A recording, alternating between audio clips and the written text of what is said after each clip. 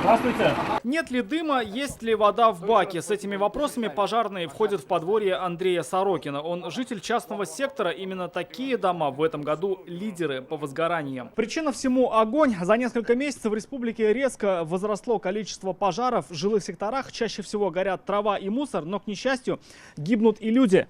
Те, кто пренебрегает правилами безопасности. Сейчас до 16 получается мая идет противопожарный режим, то есть нельзя пользоваться открытым огнем. Огнеборцы объясняют, что можно и нельзя делать с травой и мусором, осматривают территорию на предмет безопасности. Здесь все в норме, есть даже огнетушитель. Понимаете, безопасность. У меня же ребенок маленький. И приятно же, когда все есть. Ко мне претензии ни пожарная, ни налоговая, ни полиция, никто не предъявит. А это соседи Сорокиных, и к ним у пожарных есть замечания. Хозяева дома запустили дымоход. Открытая кладка может стать причиной возгорания. Вот кирпичи видите? Вижу. Знаешь, что надо все переделывать.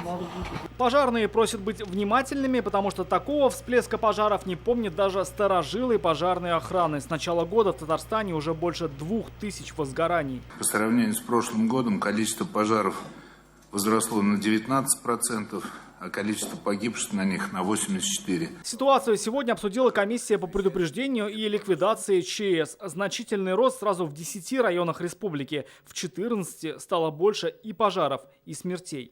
Зарегистрировано сегодня 210 пожаров. Основной прирост пожаров составили факты горения сухой травы и мусора. Кроме того, впервые за 10 лет горят и леса республики. С начала года 2 случая. В Сибири, говорят, там сухие грозы. У нас нет такого.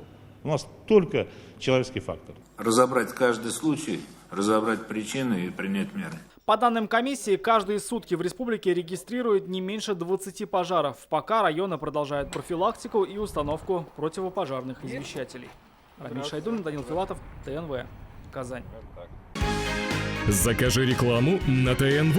Телефон в Казани 5 705 100.